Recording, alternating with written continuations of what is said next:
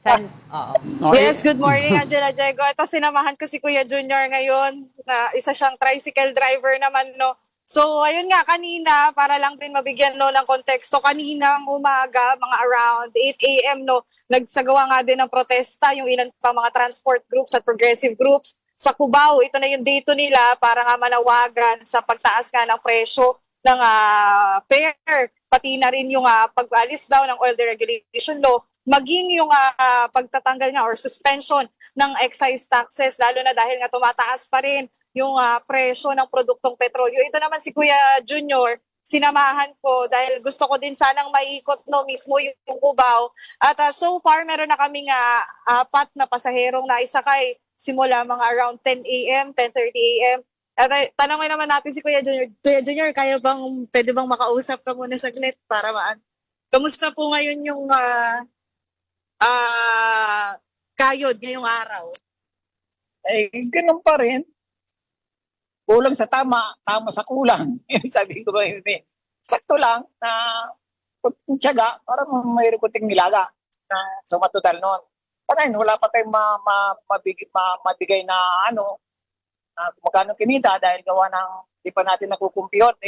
Ang competition po niyan, sa hapon na po, papundiri ka na, magagat ka na, nakakain ka na. Yung pong natitira, yung pang competition, total competition sa mga tricycle driver. Sa ngayon po, wala pa po. Gano'ng kalaki din po yung diferensya, lalo na nung nagtaas na yung presyo ng lapis? Ay, malaking diferensya. Kasi dapat ngayon, bigita ka na ng mga 700 hanggang alas 12. Sa ngayon, kita mo naman, 4 na pasahero pa lang dahil karami naglalakad na lang. Siyempre, sa budget din nila, pinit nila sa budget nila. Kaya, may nang kita. Malakas sa gasolina, may nang kita. Ano po yung ma'am? Okay.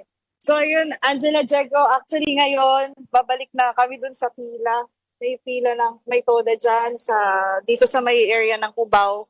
Medyo naikot-ikot na rin natin, no, ng konti. At yun nga, nakwento na rin ng ibang mga tricycle driver na nakausap ko rin dito na talagang naging mahirap nga, no. At yun nga, tulungan na lang din talaga. May ilan din namang mga pasahero daw na parang gumagawa na ng keep the change para nga din daw makatulong sa kanila. Pero so far, ayun, napakalaki, napakatumal daw ng kinikita din ng mga tricycle drivers, tulad na nga din ng mga nakapanayam natin na jeepney drivers, pati na rin yung mga barker, conductor na nakausap natin kahapon. So halos same talaga yung nagiging situation dito. Medyo mahirap talaga yung nagiging takbo ng buhay nila, lalo na ngayon na patuloy pa rin nga ang pagtaas ng presyo ng produktong petrolyo. Angela Diego?